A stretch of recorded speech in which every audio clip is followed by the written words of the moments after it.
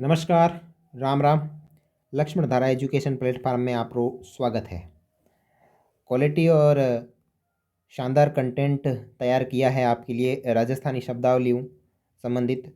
भी આપણે राजस्थान रा जितना भी कॉम्पिटिटिव एग्ज़ाम हुए बा महीने राजस्थानी शब्दावलियों एक या दो प्रश्न या इससे ज़्यादा प्रश्न भी आया करे तो अपने लिए बहुत इंपॉर्टेंट हुए। अपन कॉम्पिटिटिव एग्ज़ाम में बैठा तब अपने लिए तो हर एक प्रश्न रो अंक अपने लिए बहुत ही ज़रूरी होया करे। वही अपने भविष्य को निर्धारण करे कि थाके पास जॉब आसी या नहीं आसी।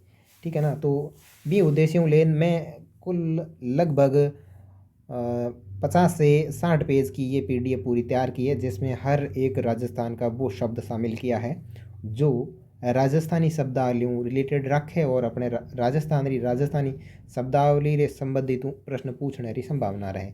और वो टॉपिक कंप्लीट होने के बाद में जिका आज दिन तक राजस्थानी शब्दावलियों संबंधित प्रश्न उड़ा है बांगी भी अपन चर्चा कर लेंगे। तो स्वागत है आप सभी का लक्ष्मण धारा एजुकेशन प्लेटफॉर्म में महीने।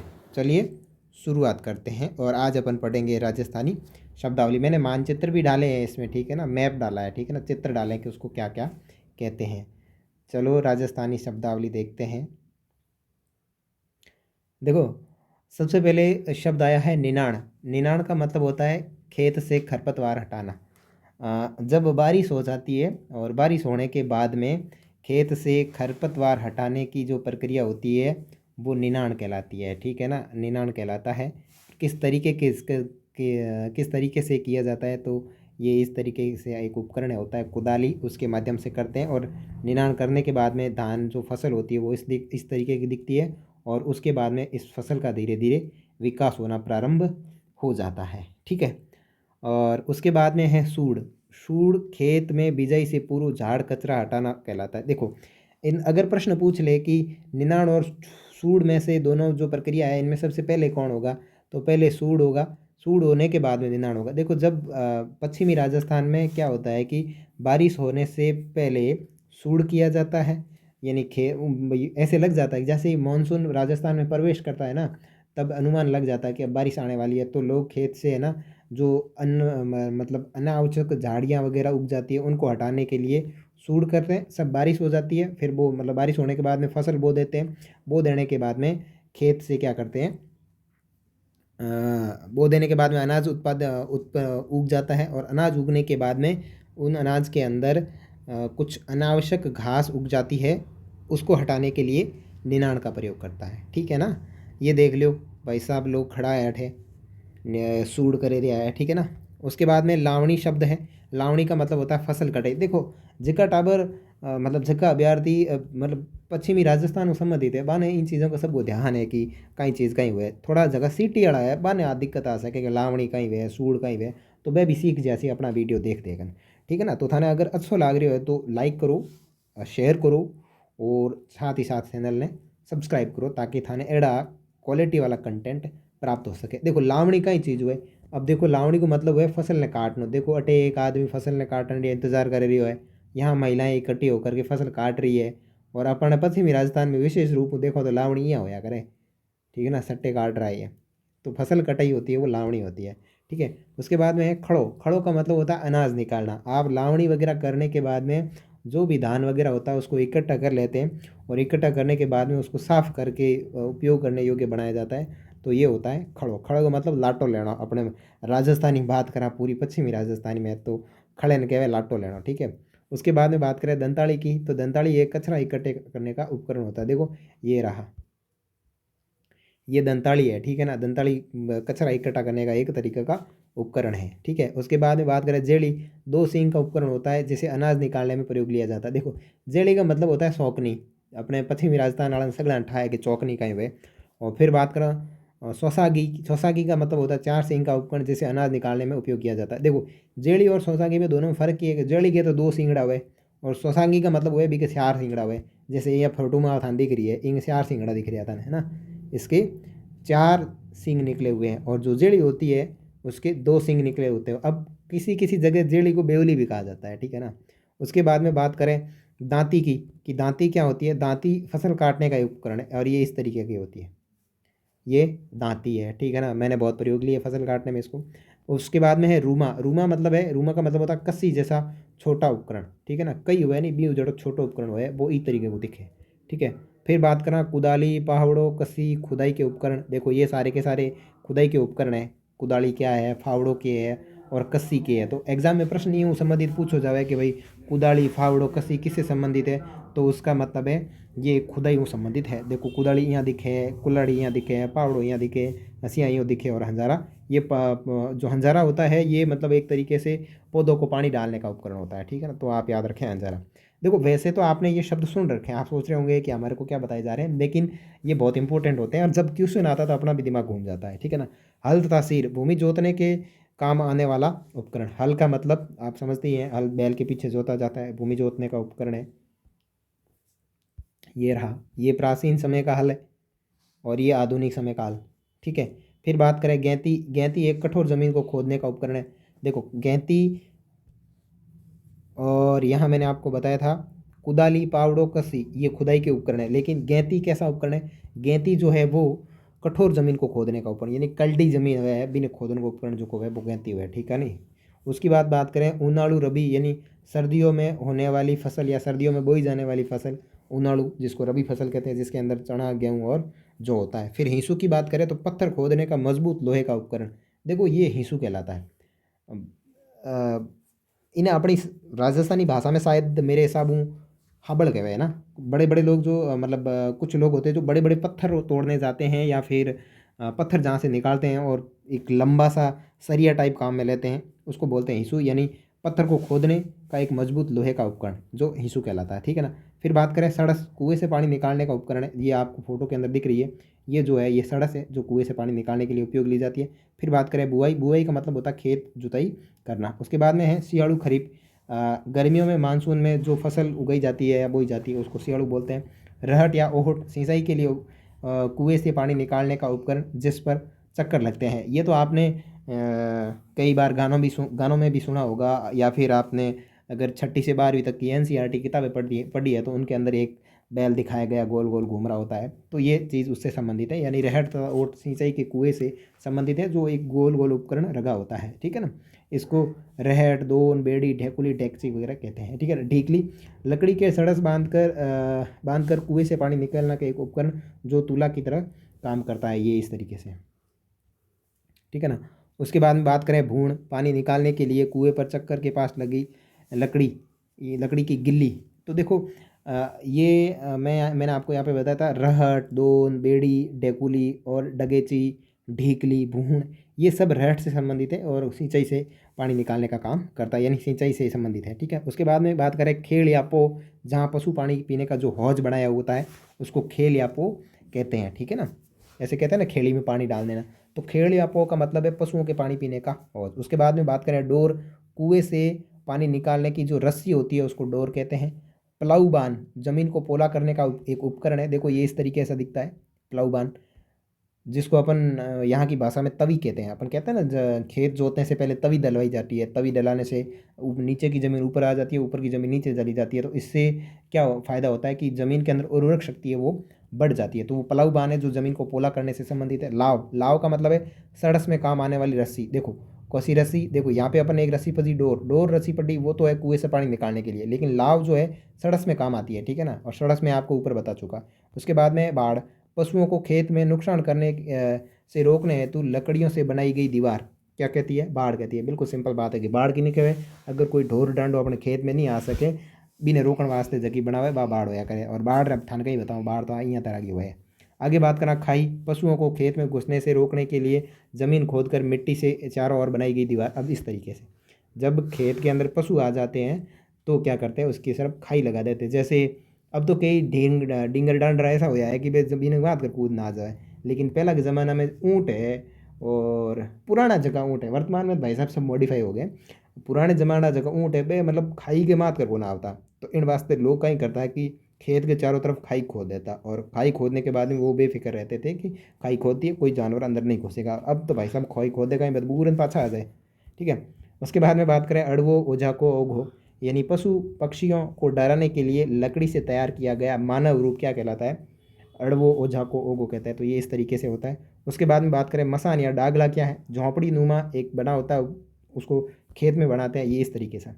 खेत में आपने कभी रुखवाली की है क्या? तो ये आप मसान अच्छी तरीके से समझेंगे कि मसान क्या होता है। खेत में इस तरीके का कुछ बना दिया जाता है, जब आपको खेत में रुकना हो, खेत में खाना हो, खेत में वहीं पे रह के खेत की रुखवाली करनी हो, तो ये खेत की रुखवाली से संबंधित है। वड़वो उजाको ओगो और मसान या डागड़ा ये दोनों इससे संबंधित है, जो खेत की रुखवाली के लिए होता है, ठीक है ना। ओजा को तो भाई पशु पक्षियों को डराने के लिए लकड़ी का एक तैयार किया जाता है, और मसान या डागड़ा, मसान और डागड़े के अंदर एक जिंदा मसान बैठता है, ठीक है ना, जो झोंपड़ी नुमा होता है और खेत में बनाया जाता है। तो परिभाषा भी आपको होनी चाहिए, अगर अगर आप मेंस के बाद में अगर इंटरव्यू भी देने जा रहे हैं, तो इस तरीके के प्रश्न आपको बहुत अच्छी तरीके से प्रभावित कर सकता है। आप पश्चिमी राजस्थान से संबंध रखते हैं, और आपकी पश्चिमी राजस्थान की कला और संस्कृति के अंदर मसान या डागले का मतलब क्या है, तो वहाँ अपन इसको अच्छी तरीके से स्पष्ट कर सकते हैं कि एक झोंपड़ी नुमा बनाया जाता है खेत के अंदर, जो खेत की रखवाली रखने से संबंधित होता है, ठीक है ना। तो इस तरीके से अब आगे देखें, झोंपड़ी, झोंपड़ी क्या होती है? तो भाई साहब झोंपड़ी घास फूस से तैयार किया हुआ एक मकान होता है। देखो आज के ज़माने में भाई ये इस घर के अंदर, झोंपड़ी के अंदर डाक विभाग चल रहा है, ठीक है ना, पोस्ट का काम चल रहा है भाई।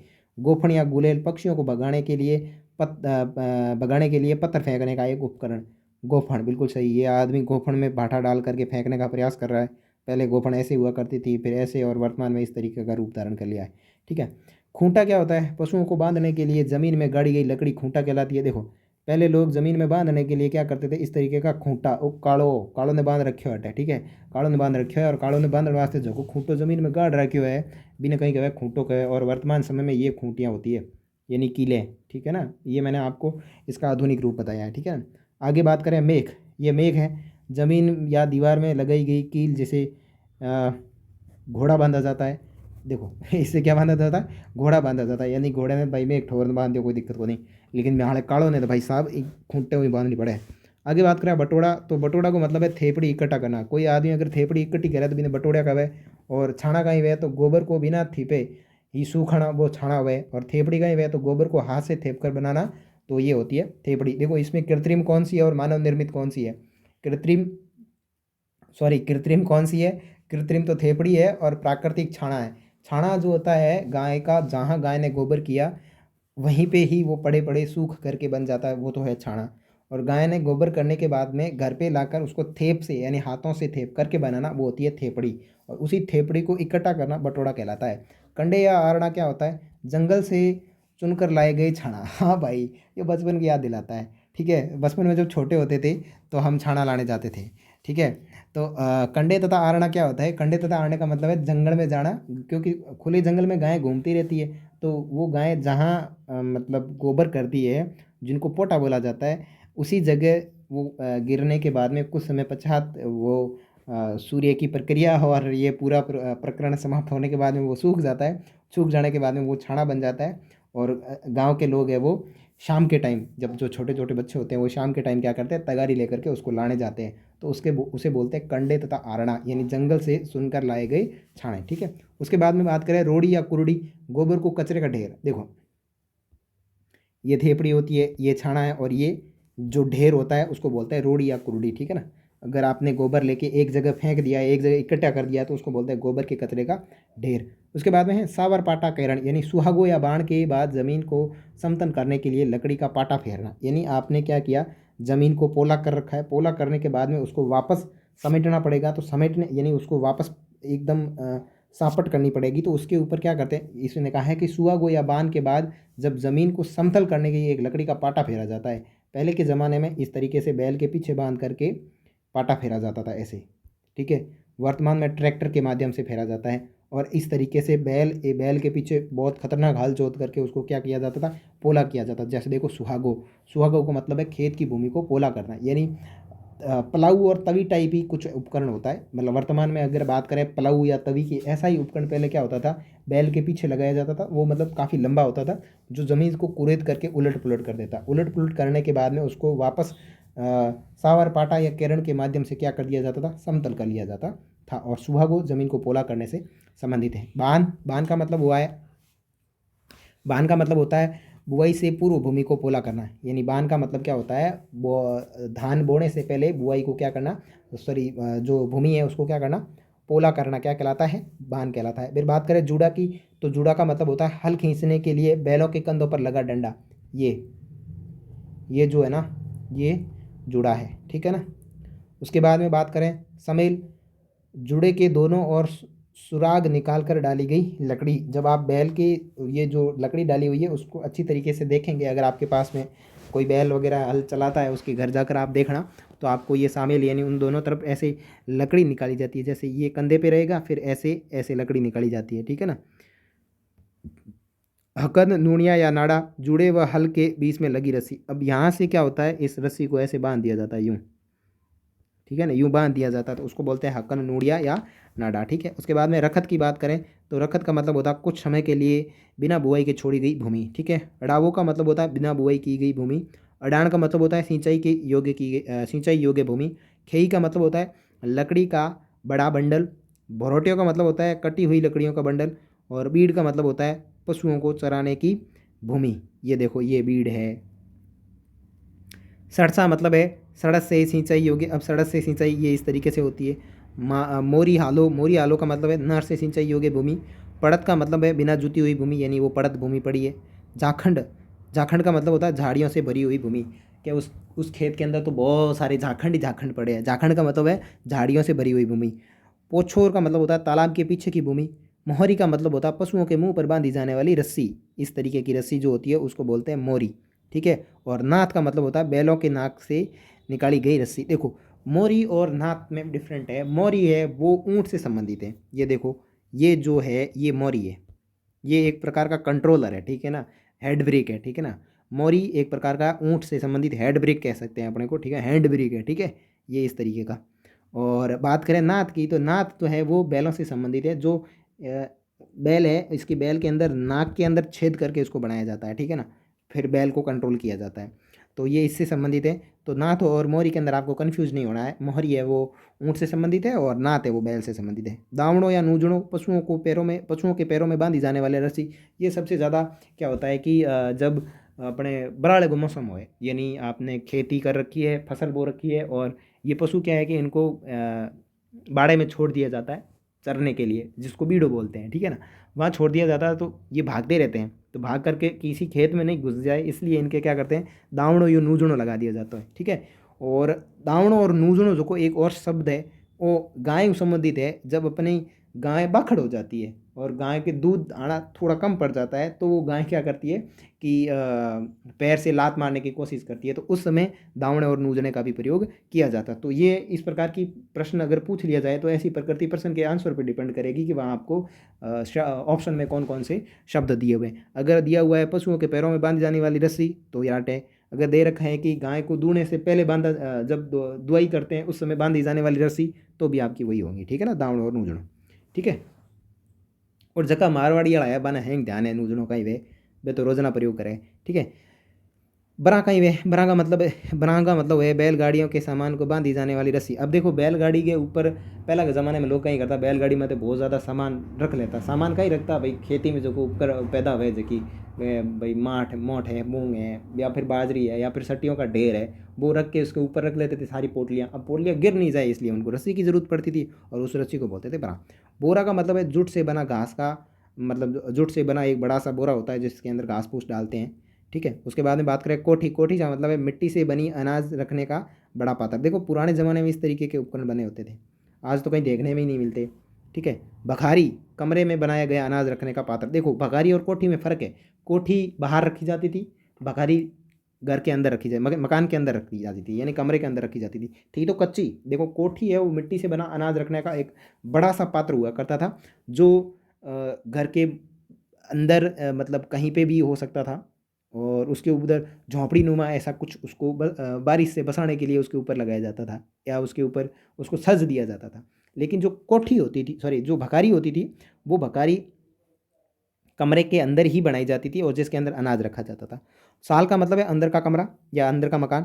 बैठा का मतलब है बाहर का मकान जहाँ मेहमानों के लिए बनाया जाता था, जिसको गुड़ाल भी कहते हैं। आपने कहना ना भाई साहब गुड़ाल मेहमान बैठा है लोटो ले जा, ठीक है बिया। दोरा का मतलब होता है रेत के ऊंचे टीले।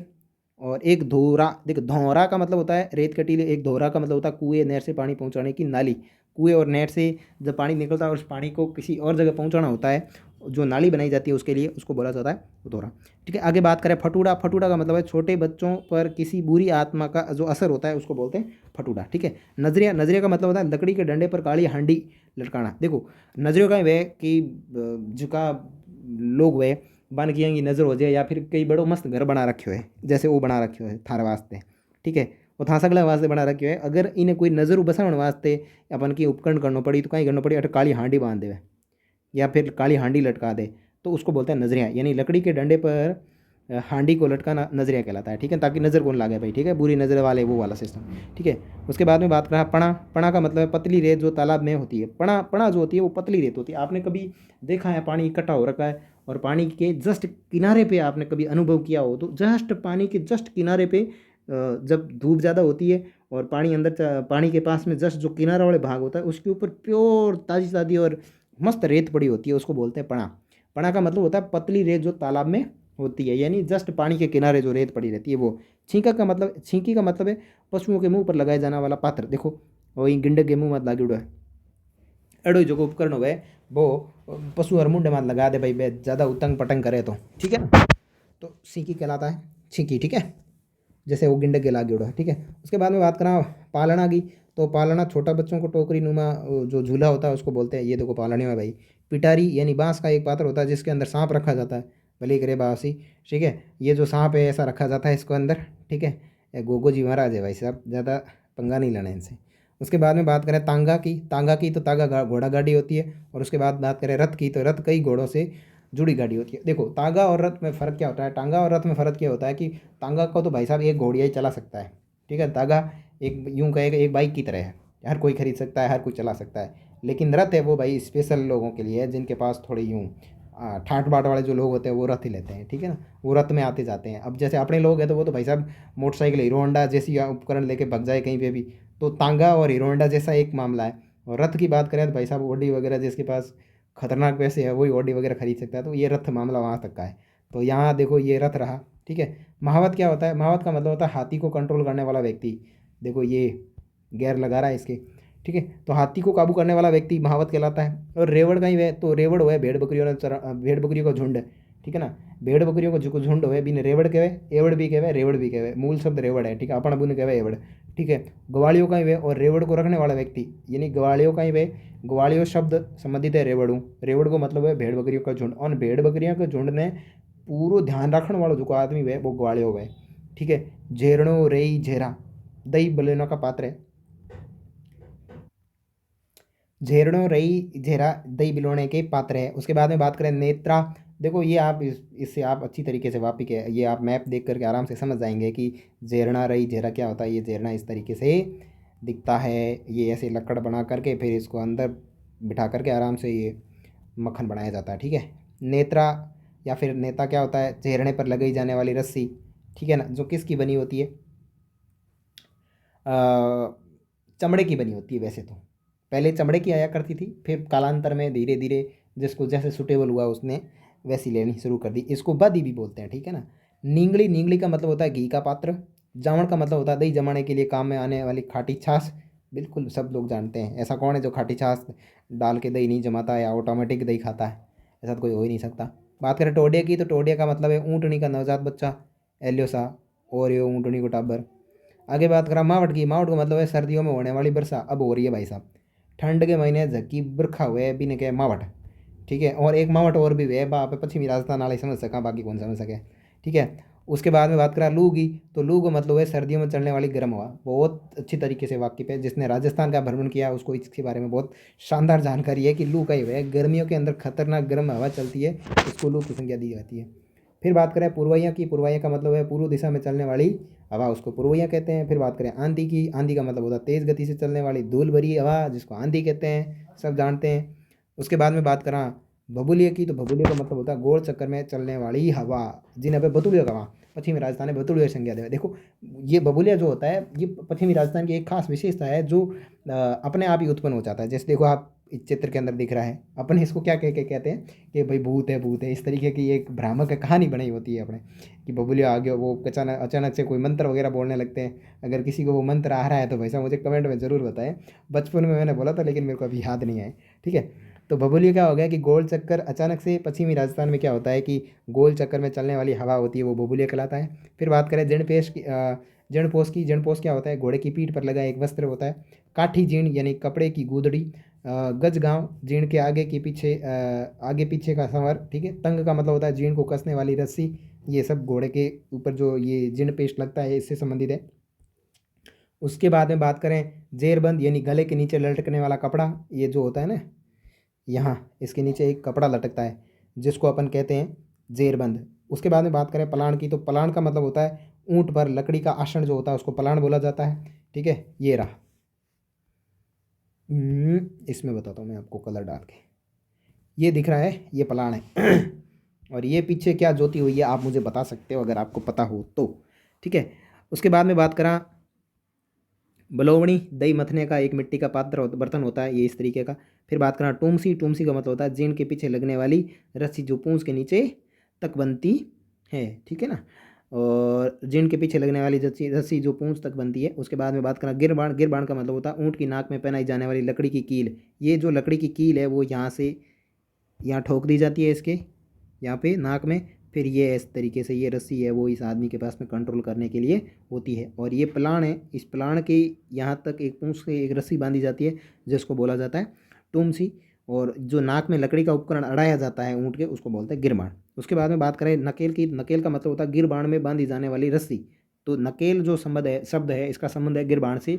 और गिरबाण की ये तो नाक के अंदर घुस जाएगी, नाक के अंदर घुसने के बाद में यहाँ पे एक रस्सी डाली जाएगी, फिर वो ऐसे पीछे ले जाई जाएगी उसको कंट्रोल करने के लिए। भाई ब्रेक लगाना है तो इसको खींचेंगे और ब्रेक नहीं लगाना है तो इसको ढील छोड़ के एक पीछे जोर से मारेंगे तो ये भागेगा। तो वो चीज़ है। फिर देखो मटका, मटका का मतलब होता है मिट्टी का बर्तन। और चिपनिया, चिपनिया का मतलब होता है मटके को ढकने वाला मिट्टी का ढक्कन। देखो मटके के ऊपर जो मिट्टी का ढक्कन आ जाता है उसको बोलते हैं चिपनिया। उसके बाद में बात करें लोटड़ी की, लोटड़ी का मतलब होता है पानी ठंडा रखने का मिट्टी का बर्तन जिसका पेंदा नहीं होता तथा मुंह छोटा होता है। ऐसा उपकरण अगर वो अपन कहें तो भुड़कियो, आई थिंक ऐसा कुछ। ठीक है ना, लोटड़ी जो होती है मतलब एक ऐसा उपकरण होता है जो मिट्टी का बना होता है और जिसका पेंदा नहीं होता। ठीक है ना, और तथा मुंह बहुत ही छोटा होता है। ऐसे उपकरण आपके पश्चिमी राजस्थान में आपके घर पे होंगे। अगर आप पश्चिमी राजस्थान से संबंधित है और गांव से संबंध रखते हैं तो ऐसा उपकरण आपके घर में कहीं ना कहीं जरूर मिलेगा या आप अपने माता पिता से पूछ सकते हैं। ठीक है, फिर बात करें कुंजिया, कुंजिया का मतलब होता है लोटड़ी के आकार का जिससे पेंदा नहीं होता है। उसके बाद में बात करें सुरई की, सुरई का मतलब होता है कुंजियों के आकार की। और उसके बाद में बात करें सिट्टा तथा सरा की, तो जो बाजरे के जो सट्टे होते हैं उसको कहते हैं। उसके बाद में बात करें कड़बी की, कड़बी का मतलब होता है सिट्टे के नीचे का हिस्सा जो चारे के काम आता है। सिट्टे के जस्ट नीचे का जो हिस्सा होता है जो अपन काट करके रख दे, सिट्टा तो काट के अलग कर लेते हैं और पीछे जगह डोको ला रहे हुए बिन के कड़बी। और कड़बी जकिए बा काट निकटो कर ले बा चारा के काम हुए। आगे बात करा कांकड़ा, कांकड़ा कपास के बीज होते हैं जो इस तरीके के दिखाई देते हैं। डींडू कपास का फल होता है जो इस तरीके का दिखाई देता है। बड़ कपास का पौधा होता है जो इस तरीके का दिखाई देता है। फिर बात करें परात की, परात क्या होती है, आटा गूंथने की पात्र होती है। कौन व्यक्ति ऐसा होगा जो इससे वाकिफ नहीं है, बहुत वाकिफ है, सब लोग वाकिफ। अगर आप कहीं स्टडी कर रहे हैं तो आप बहुत अच्छे से वाकिफ है क्योंकि आप इसको हफ्ते में एक बार धोते हैं। ठीक है, अब आगे बात कर रहे हैं डेंगसी, डेंगसी का मतलब है सब्जी बनाने का पात्र। चकला रोटी बेलने का पात्र। बेलन गोलाकार पात्र जिससे रोटी बेली जाती है। अब ये तो मैं आपको क्या ही बताऊं। तवा जिस पे चूल्हे पर रख कर रोटियां सेकने के काम आता है। तो देख लीजिए ये चकला बेलन है, ये आपका तवा है और ये यहाँ पे रोटियां बनाने का काम करेंगी माता जी जो भी है। ठीक है, फिर बात करें भूंगली की, तो ये आंटी जी है वो भूंगली है लेके बैठे हैं लकड़ी या फिर लोहे की बनी नली का जिसमें चूल्हे पर रख कर रोटियाँ बनाई जाती है। रोटियाँ रख कर नहीं बनाई जाती है, इसे भूंगली भी से फूंक मारी जाती है ताकि अगर अग्नि नहीं अच्छी तरीके से नहीं जल रही है तो उसे जल सके। उसके बाद में बात करें बाजोट या चौकी की, एक लकड़ी का बना पाटा होता है जिसको बाजोट या चौकी कहा जाता है, इस तरीके का दिखाई देता है। उसके बाद में बात करें घाणी की, घाणी का मतलब होता है तिल या राई का तेल निकालना।